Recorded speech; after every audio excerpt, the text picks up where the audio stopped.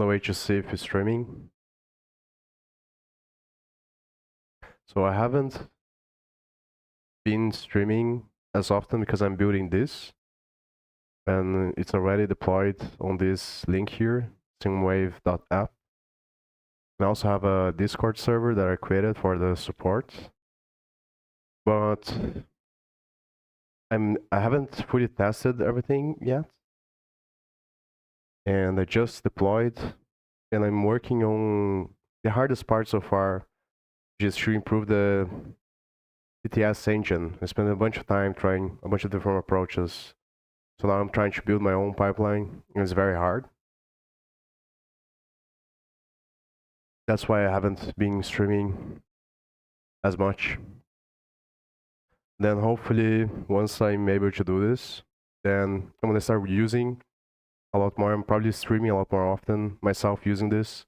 Then as I use, I'm gonna use my own experience, obviously, to improve. And the idea is to have something that allows me to read more effectively and then learn more effectively.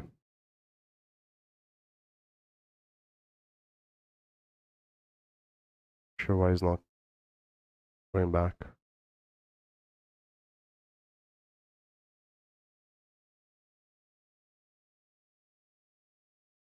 Yeah, this is what I mean. I haven't fully, because the first time that I'm deploying something to production like this, so it's gonna take some time to figure out like the difference, like a different thing when you build on your own on localhost, or even when you deploy normally with Vercel and stuff like that.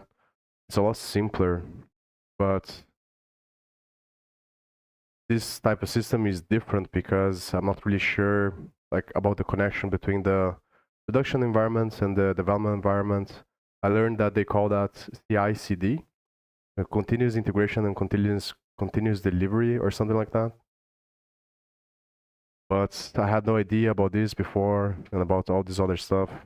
I'm still gonna have to take a bunch of time because it's like a lot of stuff to learn. And hopefully, as time goes by, I become better and better at the whole cycle.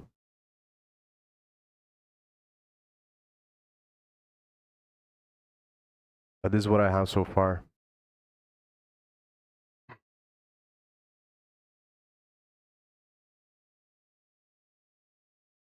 And the thing is that the web speech voices, which are the voices that I have here, they have some bugs. They are crashing. And I tested with 10.5x speed as I was developing this, and then it was crashing my driver. So kind of annoying because this speed here is not really real. Like it doesn't scale normally, the web speech voices, like it should. So I have to go to 8.8x to get somewhat like 3x on a normal engine. And when you listen to this, like using this speed, sometimes the browser is crashing and having problems with the OS too. But on lower speeds, it should be fine. But then it's annoying for me, so.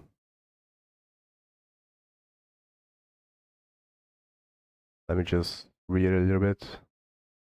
I also have to finish like the filters here that are not working as they should, I think. Root and Tokyo main. We definitely know enough to modify the example to get our health check working as we expect. Return a 200 OK response with no body when we receive a get request at /health_check. Let's look again at our starting point. //src/main.rs use actix_web:web app http request http server responder async fn req http request info responder let name equals req match_info get name .unwrap_world format hello and name hashtag Tokyo main async fn main result stdio or http server new app new root /webget .to create .root /name webget .to create .bind 127.0.0.1:8000 .run .await. First of all, we need a request handler. Mimicking Greek, we can start with the signature async fn health_check req http request info responder toto. We said that responder is nothing more than a conversion trait into a http response. Returning an instance of http response directly should work then. 24 chapter 3. Sign up a new subscriber looking at this documentation. We can use http response. That's pretty much all that I have. That's pretty much all that I have. And the main thing that I have that is kind of nice is I haven't tested to do this on here, but yeah, you can take notes and you can copy the highlight. And then here it took a bunch of time as well to do this. Or I can put like replies and comments, and I have a bunch of ideas of what I'm gonna do next with this.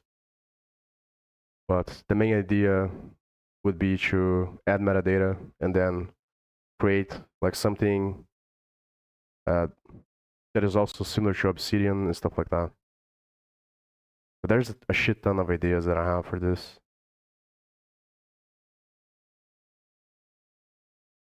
Yeah, but today I'm not gonna do this. I'm just gonna continue to do the training that I was doing with Rust, which I stopped since last time that I streamed. I'm just gonna review the solutions. I'm not gonna put the volume, I think, on the response on the TTS. Oh, this is another thing. I also have the extension that I did. The extension I did much earlier than the PDF stuff, because the PDF is a lot harder. And I'm still waiting for. I haven't deployed the extension yet because I'm waiting for the TTS engine to be finished. So once I have the TTS engine, I'm gonna deploy the extension.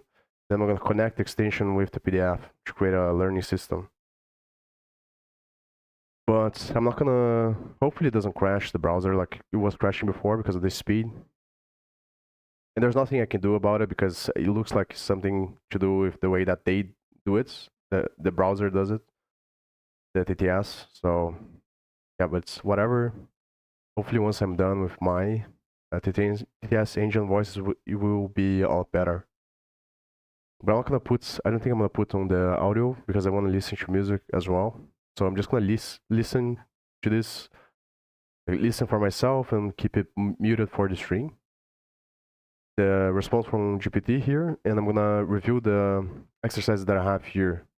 The idea behind these ones is to reconstruct data structures. That's the exercise. So the exercise is the partial solution of the data structure implementation in Rust. And then now I'm reviewing the solutions to see if they are good or not. And I'm doing this to train to become very good at Rust, which I think that it is, like, I'm kind of concerned that because people are pushing Rust very hard for some time, and this makes me concerned that they have some backdoor or some shit like that they are always trying to do, especially Microsoft, their shitty ecosystem compiler and their parasitic behavior. But I think I'm gonna take a risk here because what I learned, it's kind of weird because you can accomplish everything with whatever language you have. You can basically do pretty much everything. But some languages, the more experience I get, the more I realize that some languages naturally incentivize some different kinds of things. Especially what I was seeing with C++ working on Godot is that it always incentivizes to have the object-oriented approach. It's basically you create a class, and then that class is like the template from which you can instantiate objects. So an object is a space in memory that has the behavior determined by the class constraints. And this approach incentivizes the object inheritance and like relationships between objects. And I found that a lot of the times this is not the best approach to programming. And I think that the Rust incentivizes more polymorphism and interfaces. There's more composition and less objects, which means that I'm thinking about it in material science terms, where C++ would be like a solid object and Rust is like a liquid or a gas. So it has a lot more, it allows you to have a lot more variance. But obviously with everything is going to have downsides as well. And I obviously don't have enough experience to know like the issues with the borrow checker and the idea behind the lifetimes and the ownership. I think that's the main thing about Rust that could be a problem, I think, is the way that they enforce ownership. And also how verbose it is as well, which is kind of annoying. Today I'm gonna review linked lists, doubly linked lists.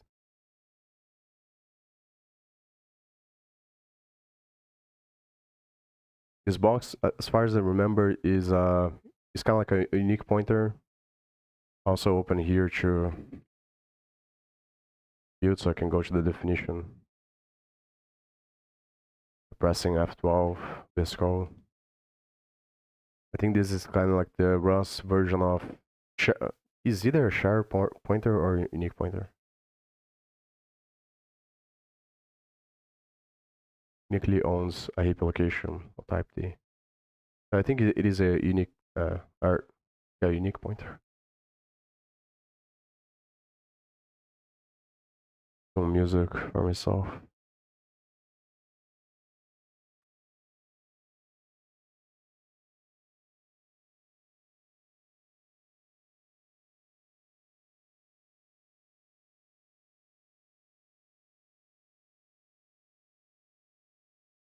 I'm not gonna spend too much time. I think I'm spending too much time looking into the built-in definitions instead of the exercise itself. I think I have to go kind of faster to get this done, then just get in the habits of doing a couple of them each time. Something that I don't like about Rust is that I think it's more like an IDE type of thing, where like a lot of times you have implementations like this, and it's kind of confusing to me because it's not natural coming from C++. So usually when I see like something like this, I want to understand what's the object that this is attached to, the implementation is attached to. So the way that it works in Rust is that you have a struct. A struct is kind of like an object. There's a region in space. That region in space has variables, which is kind of like points inside of the space. And the implementation is like the behavior, the pathways behind the points you can craft. That's what I mean. The main difference is that because Rust is like that, it allows you to have a more dynamic relationship between points inside of that space. While in C++, the functions are going to be attached to the points because the class is both the methods, which are the functions, and the variables, which are the points in the space. So it forces the relationship between the points should be of that single structure across the program. While in Rust, I think that depending on which situation you are on the program, you can use different implementations on the same points in space. So you can you can traverse that space, you can traverse inside of the space in a different way than you do in C++. Obviously, you can achieve the same thing on C++, but then what happens is that as you scale, you're going to have different relationships between the objects, because in order to achieve the same thing on C++, you would need inheritance. It creates a different type of movement. It is something that I really don't like about programming as well. Like I think that the languages are like a dumb programming languages are a dumb way to look at it. I think that the answer is probably on the compiler. But then like you have higher order consequences of that because of the way that everything evolves. In order to create a compiler, you need a team, and then the team has an agenda. There's a bunch of different people working inside of the compiler, and they have their views, and there's different things that they want the language to do. It becomes like everything becomes a mess, it seems like.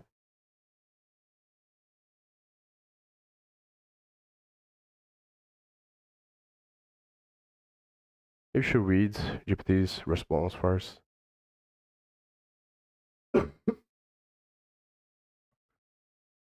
be right back. I'm gonna clean my hand.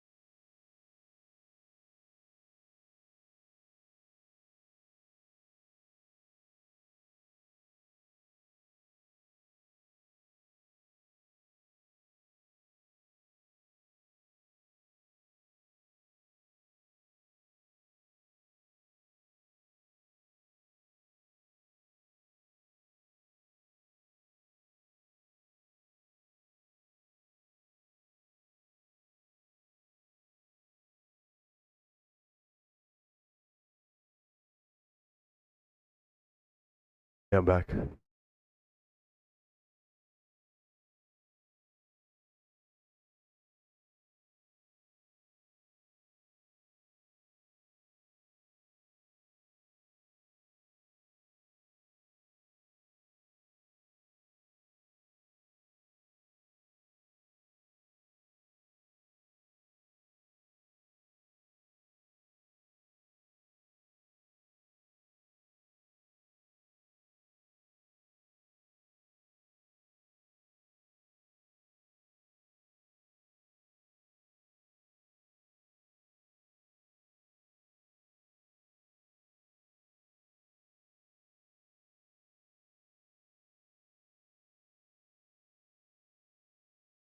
I think something else that came to mind that I want to talk about is that I've seen some people saying that LLMs, like, you're not going to need programming languages anymore because LLMs are going to give you the binary, but that makes absolutely no sense.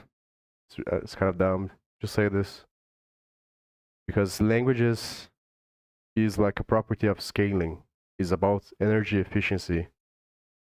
So, and I've been thinking about this because it has become a lot more clear on my mind, the differences on the types, on the different approaches of programming, which it was kind of hard for me to understand in the beginning. Like there's two main types, which is basically a spectrum because of the polarity. On one side, you have declarative programming, on the other side, you have the imperative programming. On imperative programming, you are basically describing everything more precisely.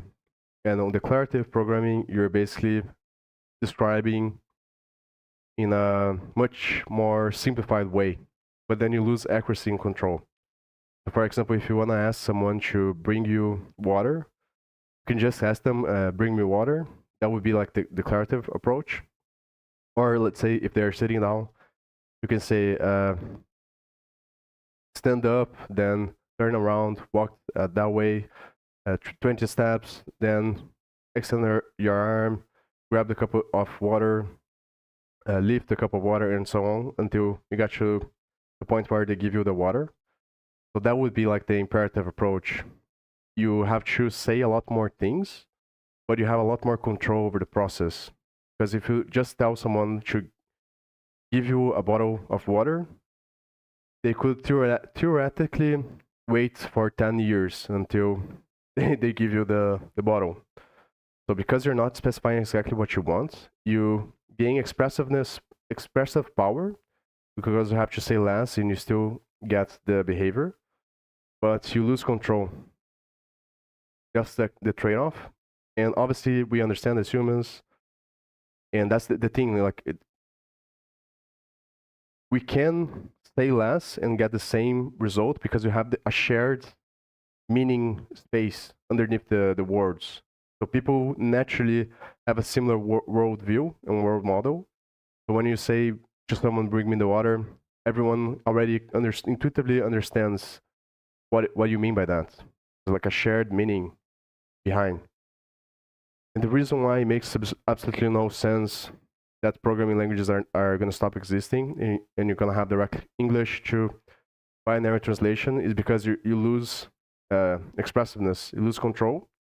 You lose control in exchange for expressiveness when you are just typing the words in English.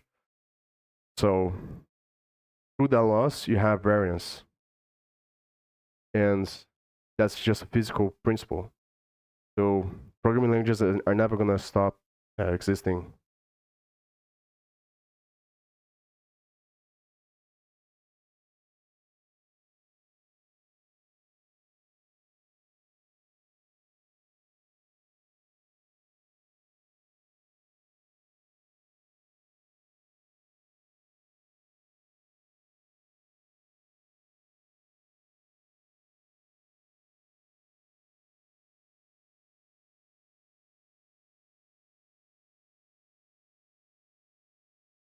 I think what is much more likely is that we are on the Tower of Babel situation, where we're gonna have like increasingly more and more languages, and then everything is gonna get decoherent, and then it's gonna collapse.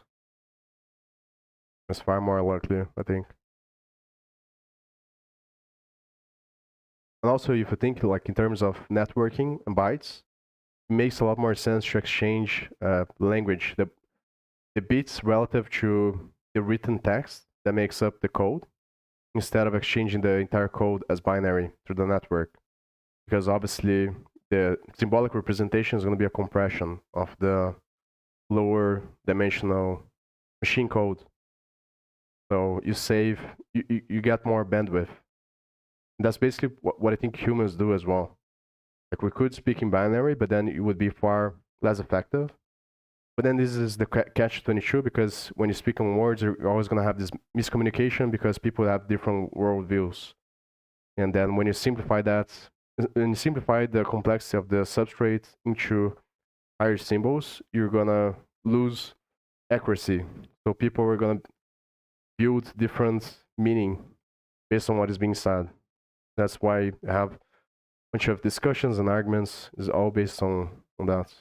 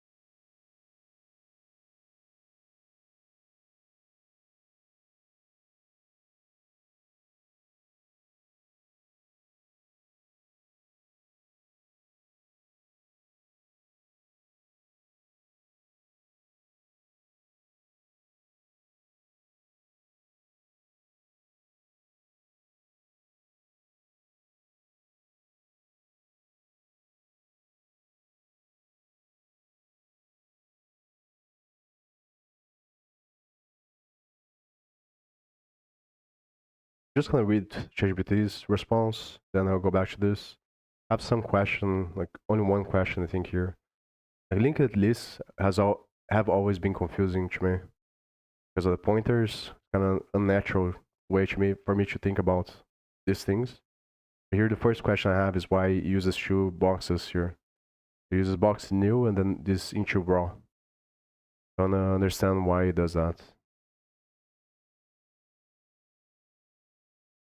What's the difference between the standard unique pointer and this raw pointer? I guess it's based on the name here. I can assume that the unique is gonna be dropped automatically, and this one you have more control to drop, or something like this. Probably what I'm assuming here. It's probably what is going on, I'm assuming.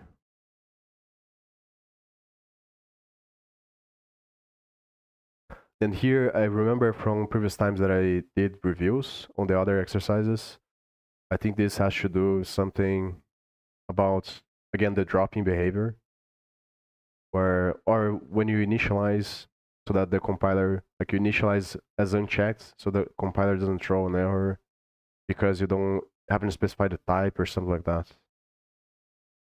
But I don't remember really well. If a tail exists, it's gonna get the value as a point. No, get the value. Transforms a pointer. Transforms as a pointer. Then the references the pointer to get the value. And gets the next of the tail. Next of the tail. And it makes it equal to the new node. And if it doesn't exist, then the head is the new node. So if it is the first node, then it becomes the head. If it isn't, it becomes the tail. So it becomes the next of the tail.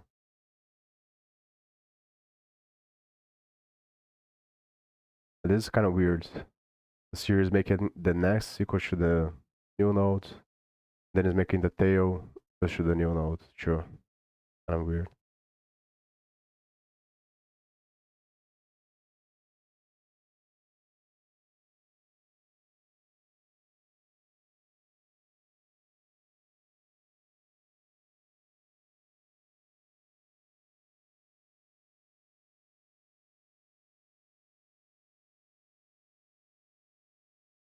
I'm just gonna read GPT's response.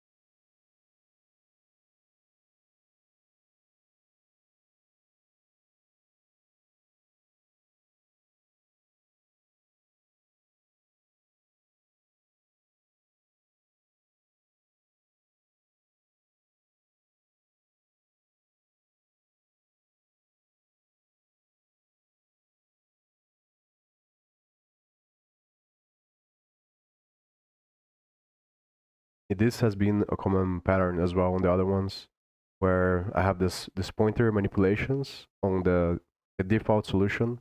Then GPT or some other LLM tells me to use this checked underscore ads or other variations of this thing here. I guess this is like probably the more modern approach or a better approach.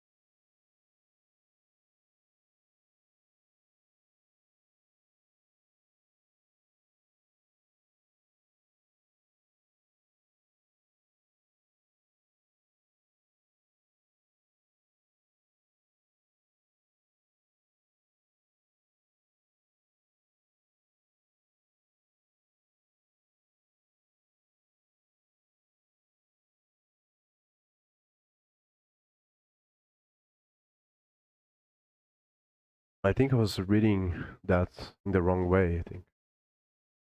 And that makes here's head, not tail. I just read it in the wrong way. So if the head doesn't exist, then it assigns the tail to the new node. And then it assigns the head to the new node. That makes sense. If the head does exist, then the previous from the head becomes the new node. Previous becomes the new. And the head becomes the new node. I think that's the part that doesn't make sense.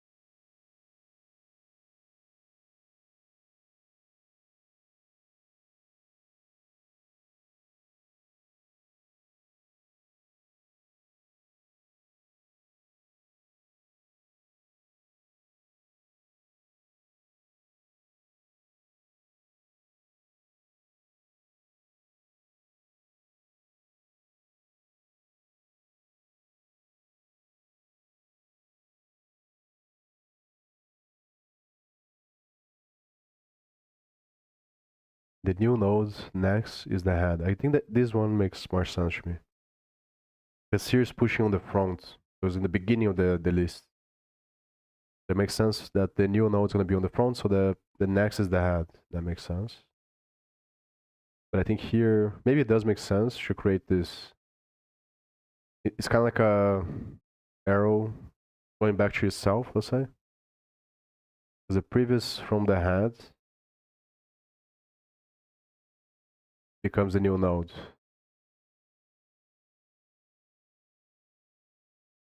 And then the head becomes the new node, sure.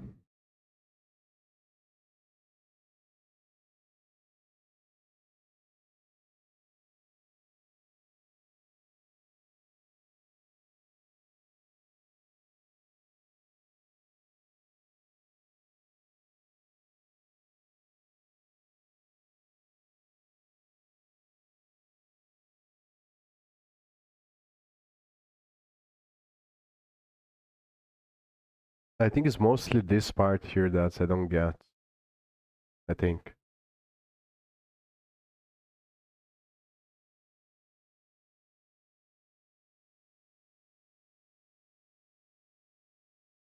The head becoming the new node makes sense because it's pushing on the front. So obviously the new node is going to be the beginning of the list. But it makes sense for the new node to have the next. But if the new, yeah, because this is not, this is the original pointer, so it's going to be on the one on the front. So this makes sense because the head's not assigned here. Like this is the original head before the node is implemented, is inserted. Then here the head's going to be updated to be the new node. That makes sense, I think. The head self.head is going to be is a pointer, unique pointer. Yeah, unique raw pointer. Or raw unique pointer. So that makes sense, I think. But then here it's kind of weird. The previous from the head. So this would be the like the original first. It kind of makes sense actually because then Like this would be the second element now. So the previous of the second element is the new node because the new node is the first element. And that makes sense. It's kind of confusing because of the pointer. I think what makes linked list confusing for me is because you have both the object and the pointer. It's very confusing to think about when you're changing just the pointer and when you're changing the actual object. So because what makes it much more confusing is that there are black boxes around how the language is going to translate the memory in the background. I think that's the part that is difficult to understand. They have both the compiler of the language, then you're going to have the OS behavior, and then you're going to have the ISA, the instruction set architecture.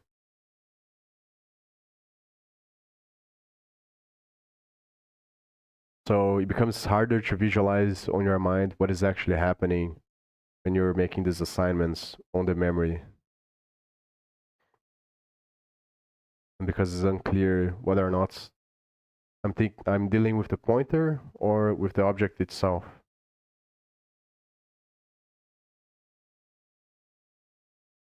I think I'm still gonna ask, but it's more clear now what happens.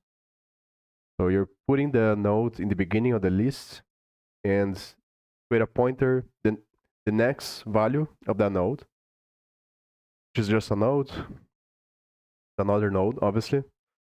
So this next value is going to be the current head. So this is a pointer. So the next is a pointer to the next element, which is the current first. Then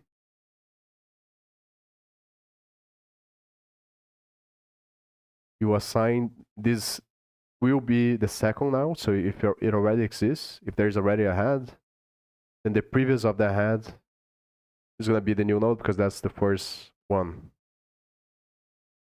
And then the head becomes the new node because then you're moving the pointer, not the object. So you're moving the pointer of the linked list to point to this new node. And that's the part that is confusing.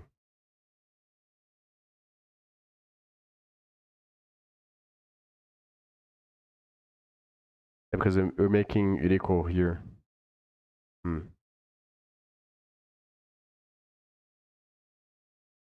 Yeah, I think this is the confusing because of the I'm not really sure about how does it work here. What does it assign to this value? I think it's going to be this element here.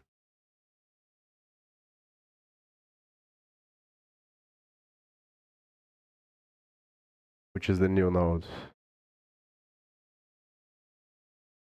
Not sure though.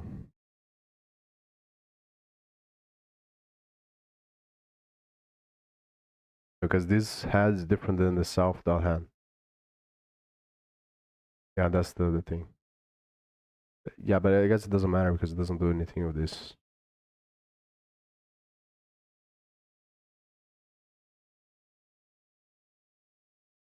I think I get it, but it's a little bit confusing. Here's going to be very similar. The difference is the tail because it's putting on the back. It's basically the same logic there.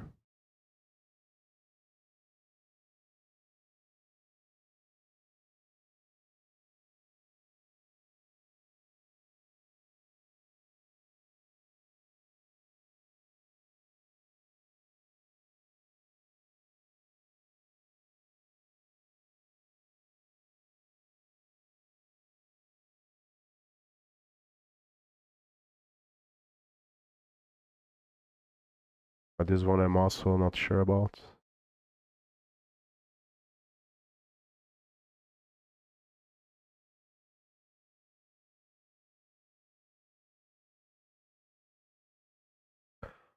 The head becomes the next.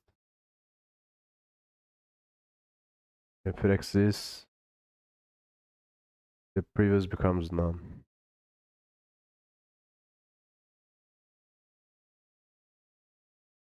So the previous from the next is the current. The current becomes none. So then why does it do for all of them?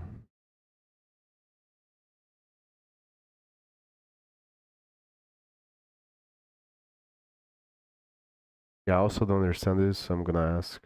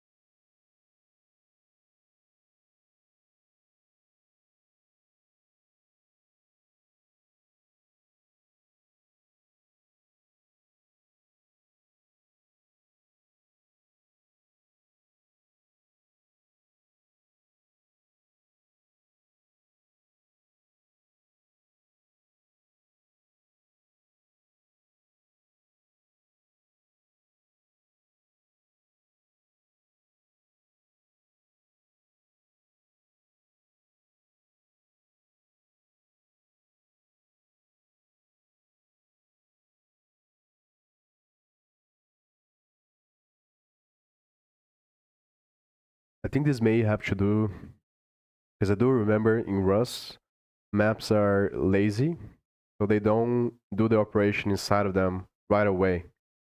In other languages, as soon as you have this expression here, it's gonna run the code inside, I think, which is gonna change the whatever you're running map on. But on Rust, it doesn't do that until you call the expression, and then it evaluates. But I'm not really sure if it makes sense because you would evaluate at some point the whole thing anyway. Not sure if I understand why, because from my perspective now, it seems that it's gonna make all the next equal to none, and it's gonna loop over the whole thing. It doesn't make sense to me. But it's probably something to do with the pointer, but then like confusing.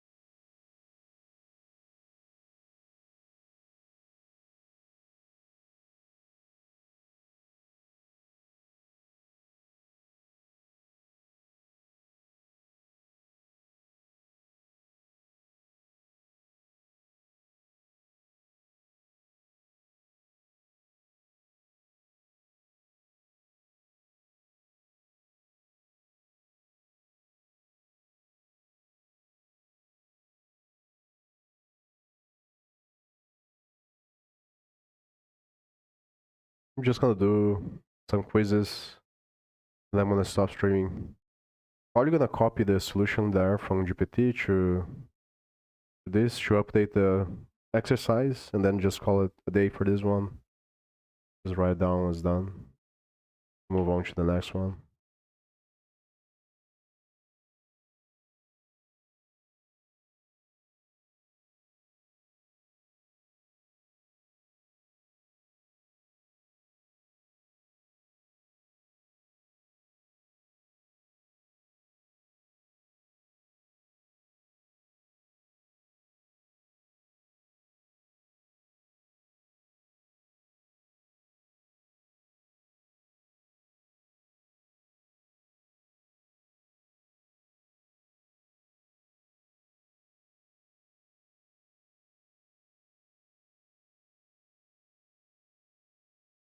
I think it's this one, but I'm not really sure why.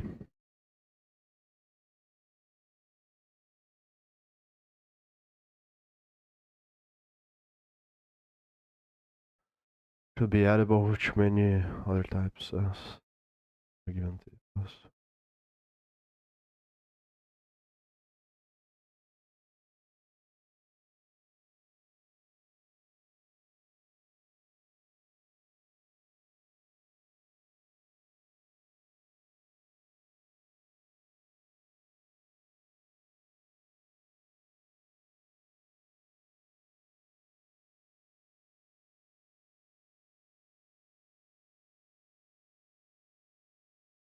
Hmm.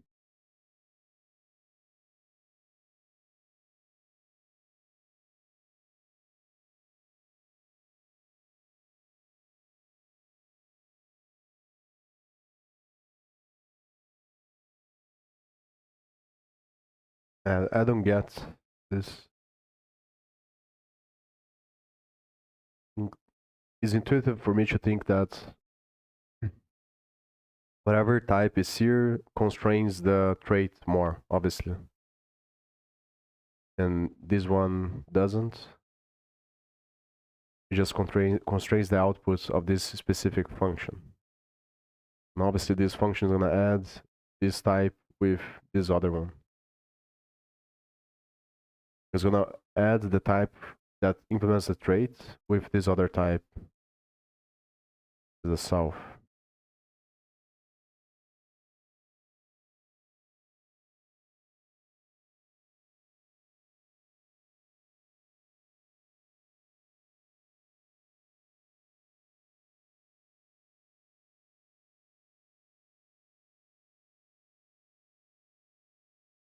Yeah, I don't remember, but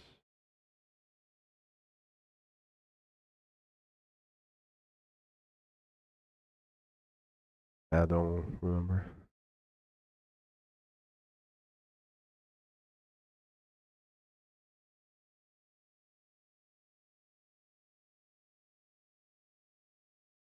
I'm gonna read the response and then I'm gonna ask GPT again.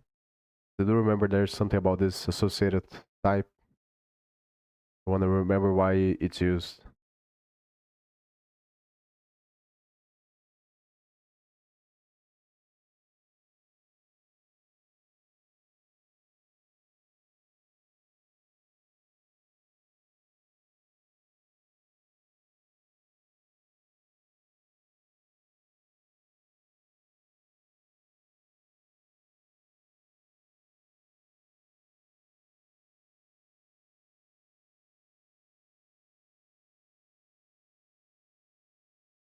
Okay, so I understand why I'm confused. Is because the head and tail are the absolutes from the list on all the nodes. I was confusing the head and tail with the next and previous. That's why I was confused. Yeah, so that makes it a lot easier to understand.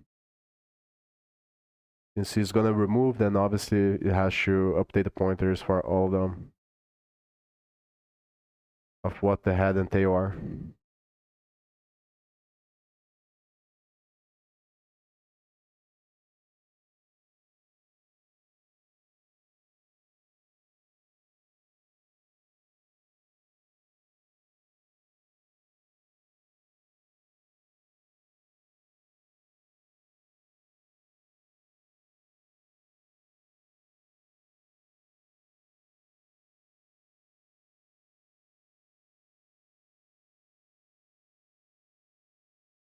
I'm gonna ask about the associated type.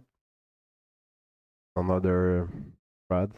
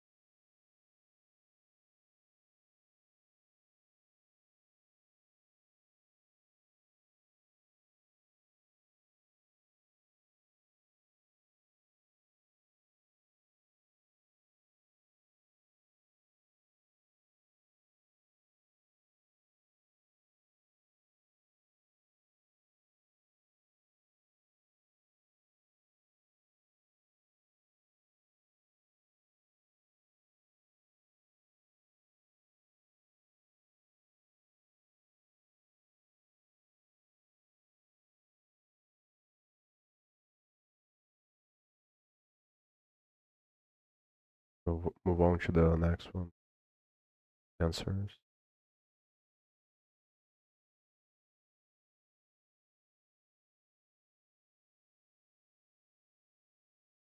Hmm.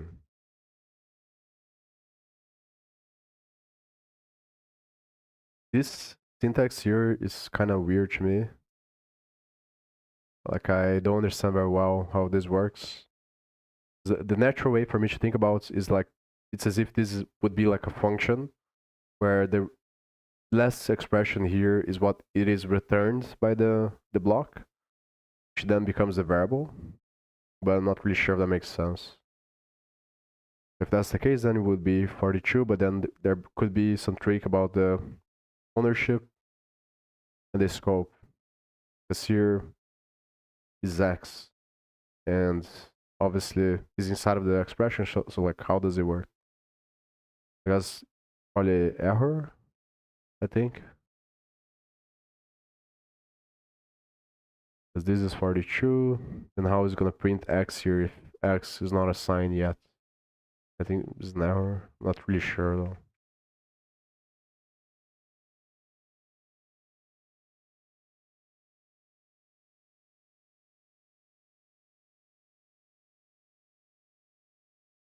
Yeah, so it is 42.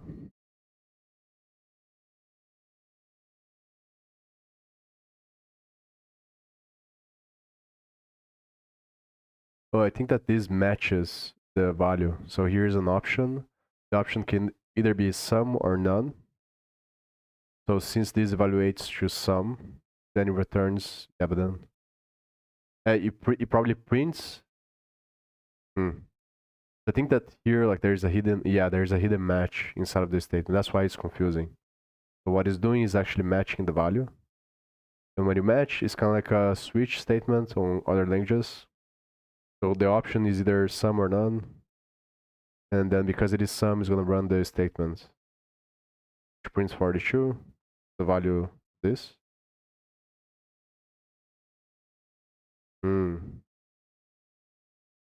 Because this value becomes whatever is inside of the option, which in this case is the opt variable. It's 42. Yeah, so this I'm not gonna ask because it makes sense. So read.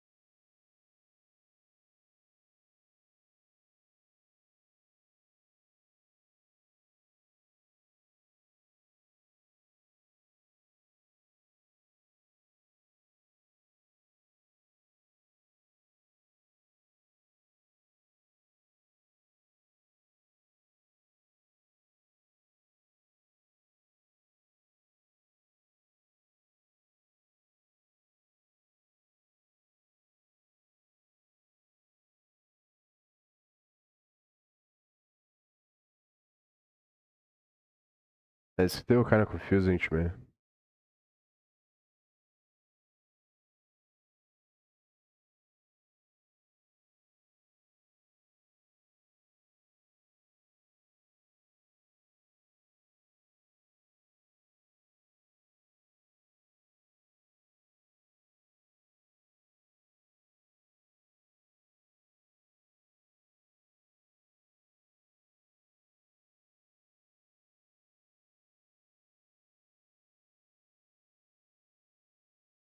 I'll talk about this later with GPT to clarify more. It's still kind of confusing.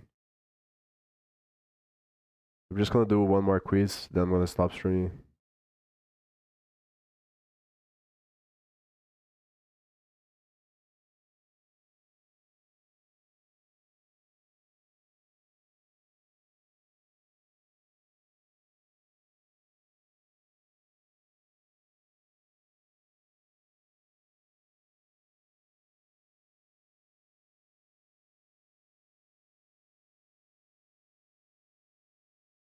I'm gonna guess that is an error, but I have no idea why.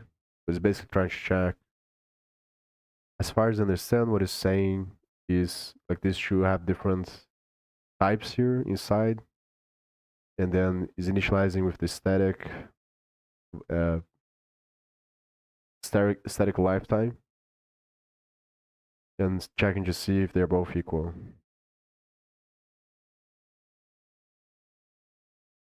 I don't understand what this syntax does here.